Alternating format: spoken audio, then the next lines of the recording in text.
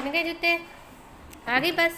Hello everyone guys, welcome back my YouTube family. कैसे हैं आप? आई होप आप अच्छे होंगे। मैं भी इधर अच्छी हूँ। सुबह राधे कृष्णा, सुबह की राम राम। तो कैसे ब्लॉग सुबह का बच्चों का बना लिया था। सुबह का ब्लॉग उनकी बस आने को तो थोड़ा भी टाइम, तो वो लोग खा रहे थे बाहर, मस्ती खेल रहा था क्रिकेट। मैंने कहा चलो तुम्हारा ब्लॉग बनाए। इसके बाद फिर मुझे एक्सरसाइज, क्योंकि भी आ गई थी बस, तो वो चले गए थे बस से स्कूल।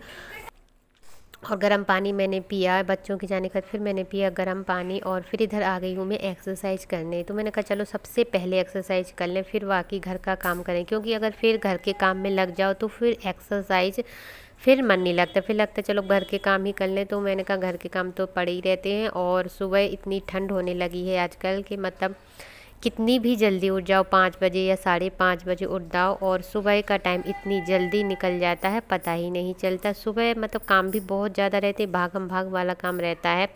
एक्सरसाइज भी करना रहता है, बच्चों का, हस्बैंड जी का लंच बॉक्स बनाना रहता है, झाड़ू पोंछा पूजा पाठ, मतलब सुबह सबसे ज़्यादा काम रहता है।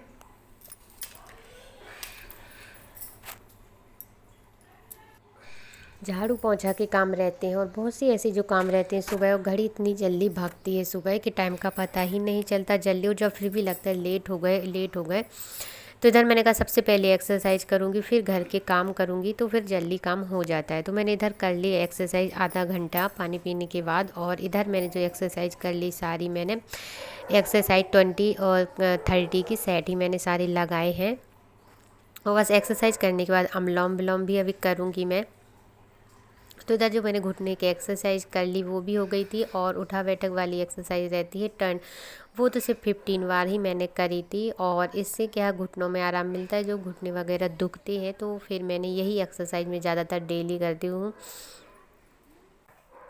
और इधर एक्सरसाइज वगैरह मेरी हो गई थी, हस्बैंड जी भी चले गए थे ऑफिस। और इधर मैंने लगाई फिर घर की झाड़ू। मैंने कहा चलो अब झाड़ू वाड़ू लगा लेते हैं। और इसके बाद लगाना था पोंछा, फिर नहा के फिर करूँगी मंदिर की पूजा।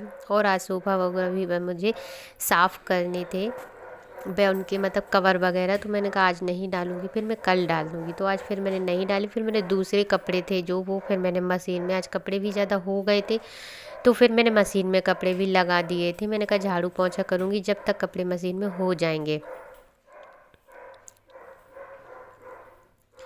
तो इधर मैंने रूम वगैरह की झाड़ू निकाल ली, हॉल वगैरह की झाड़ू निकाल ली। अब बस बाहर की भी झाड़ू वगैरह निकालूंगी। और बाहर जो गार्डन है वहाँ बहुत से पत्ते गिर जाते हैं, तो भी वहाँ भी जाना है, तो फिर वहाँ की भी झाड़ू निकालूंगी। तो यहाँ भी लग जाएगा कम से कम आधा घंटे से भी ज़्यादा इधर लग जाएगा, क्योंकि बाहर की में उसमें भी फूल उल गिर जाते हैं और पत्ते वगैरह गिर जाते हैं झाड़ू के, तो उनकी भी झाड़ू लगाऊंगी। इसके बाद मैं गई सीधा नहाने। झाड़ू पोंछा करने के बाद पूजा पाठ वगैरह मैंने करी। सबसे पहले नहाने के बाद मैं तुलसी में और सूर्य भगवान में जल चढ़ा के आती हूँ, और दहलीज में भी फूल रख देती हूँ। इसके बाद फिर मैं मंदिर की साफ़ सफाई और मंदिर की पूजा करती हूँ।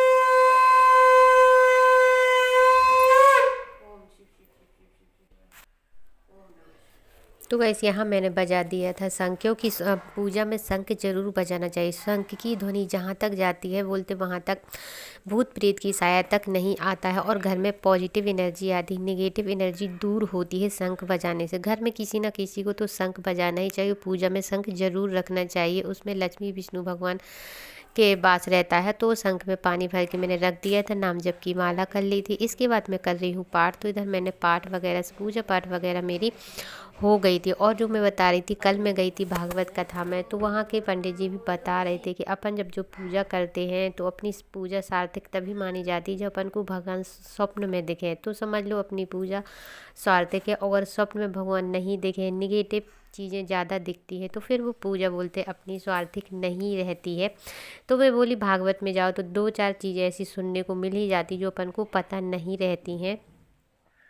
और सपने में जो ज़्यादा भगवान दिखते हैं तो भगवान के प्रति लगाव मतलब दिन पे दिन बढ़ता जाता है, कि अपन फिर भगवान के लिए सेवा ज़्यादा करते हैं, नाम जप ज़्यादा करते हैं, पाठ वगैरह ज़्यादा करते हैं। तो ये सब पूजा करने के बाद मैंने चाय वगैरह पी ली, नाश्ता कर लिया था, खाना भी बना लिया था। फिर मैं दोपहरी का ब्लॉग सीधा शूट करी, सिर्फ दोपहरी का है। खाना वाना सब हो गया था, किचन वगैरह सब साफ़ कर लिया था, क्योंकि मुझे बनाना था यहाँ पर लड्डू अपने लड्डू गोपाल के लिए। और इधर मैंने सारे ड्राई फ्रूट कट करके रख लिए थे, जो कि इसमें लगा था बहुत ज़्यादा टाइम। गुड़ वगैरह भी मैंने फोड़ फाड़ के रख लिया था और आटा भी मैंने निकाल लिया था। सबसे पहले ड्राई फ्रूट ही मैंने कट करके रख लिया था और ड्राई फ्रूट कट करने में बहुत ज़्यादा टाइम मेरा निकल गया था।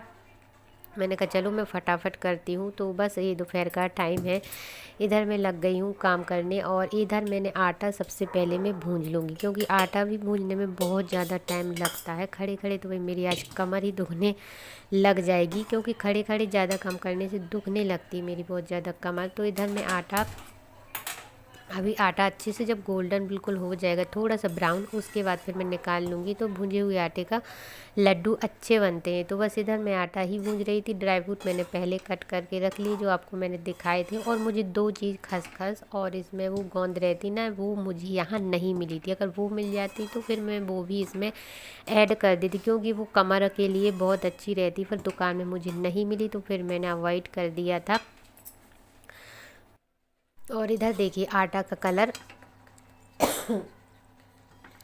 इधर देखिए आटा का कलर कितना अच्छा आ गया है, मतलब हल्का हल्का ब्राउन होने लगा है। और खुशबू भी, मतलब आटा की जब भुन जाता है ना तो खुशबू अच्छी आने लगती है। तो समझ जाओ आटा अपना भुन गया है, पर भूनने में तो बहुत ज़्यादा टाइम लगा था। इधर कोई भी लड्डू बनाओ तो मैं दोपहर के ही बनाती, क्योंकि दोपहर के फ्री रहते हैं और काम भी हो जाता है। और क्योंकि इन चीज़ों में टाइम बहुत ज़्यादा लगता है, कोई भी लड्डू वगैरह बनाओ तो ये टाइम बहुत है। सुबह शाम तो नहीं हो पाता है ये काम, क्योंकि सुबह शाम घर के ही काम इतने ज़्यादा रहते हैं। और भी ठंडी भी बहुत ही ज़्यादा पड़ रही थी, ये बिना स्वेटर के तो रहा भी नहीं जा रहा था। इधर बस मैंने अलग से निकाल लिया था मैंने आटा, और इसमें डाल दिया मैंने घी। जो मैं मलाई का घी बनाती हूँ वही वाला घी मैंने इस लड्डू में यूज किया। तो बस ये मलाई का बनाया हुआ मेरा ही घर का घी है।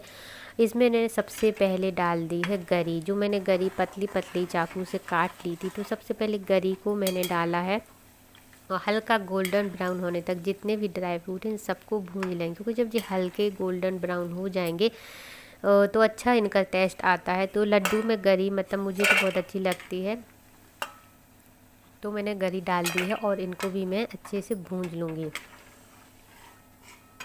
जितने भी मैंने सारे ड्राई फ्रूट कट करके रखे मैं सेम एक एक करके मैं सबको भून लूँगी। अब मैंने डाल दी इसमें बादाम के डाल दूँगी मैं काजू किशमिश, और मखाना में सबसे लास्ट में डालूँगी। पिस्ता भी मैंने सेंक लिया था, क्योंकि मखाने घी ज़्यादा पी जाते हैं, इसलिए मखाने कभी भी स्टार्टिंग में ना डालें, लास्ट में डालें, क्योंकि मखाने सारा घी पी जाते हैं। तो मखाने में सबसे लास्ट में डालूँगी। और दाग कितनी अच्छी फूल गई है गुब्बारे की तरह।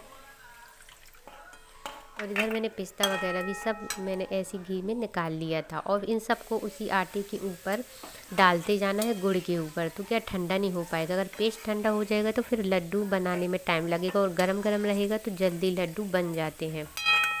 और ये पूरा घी भी मैं पूरा उसी में डाल दूँगी। और जब पूरा मेरा तेल निकल गया था ड्राई फ्रूट, मैंने थोड़ी सी हल्दी डाल दी थी। हल्दी इसलिए डाली क्योंकि ठंडी का मौसम है और कमर वगैरह दुखती है ना, तो उसके लिए अच्छी रहती है। तो बस थोड़ी सी मैंने घी में हल्दी मिला दी थी। अब एक गरम घी में डाल दूँगी पूरा डायरेक्ट पेस्ट के ऊपर। तो ये हो गया हमारा आटे का और ड्राई फ्रूट, और इसमें मैंने गुड़ ऐड कर लिया है। तो ये सब मैं मिक्स कर लूँगी, क्योंकि पूरी परात में गर्म है ना, तो मतलब लग रहा है, तो मैं चम्मच में पूरा मिक्स कर लूँगी। परात में मैंने फैला दिया था।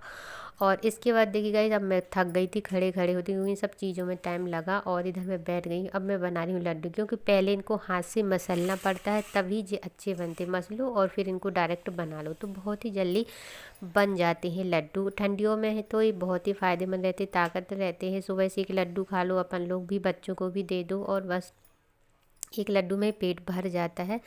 तो गाइस, जो लोग मेरे चैनल से नए जुड़े हैं वो प्लीज़ मेरे चैनल को सब्सक्राइब ज़रूर कर लें, और कमेंट में हर हर महादेव लिखना ना भूलें। और अगर आपको मेरे ब्लॉग अच्छे लगते हैं तो प्लीज़ मेरे वीडियो को ज़्यादा से ज़्यादा लाइक शेयर एंड कमेंट करिएगा। और आप बताइएगा कमेंट में आपको मेरे ब्लॉग कैसे लगते हैं। अगर आपको मेरे ब्लॉग अच्छे लगते हैं तो हर हर महादेव लिखिएगा। और मिलते हैं नेक्स्ट ब्लॉग में। ये मैंने लड्डू थाली डिब्बे में भर के रख दिए, क्योंकि अब मैं लगाऊंगी अपने लड्डू गोपाल को, रोज़ खिलाऊंगी एक लड्डू। मिलते हैं नेक्स्ट ब्लॉग में। Thank for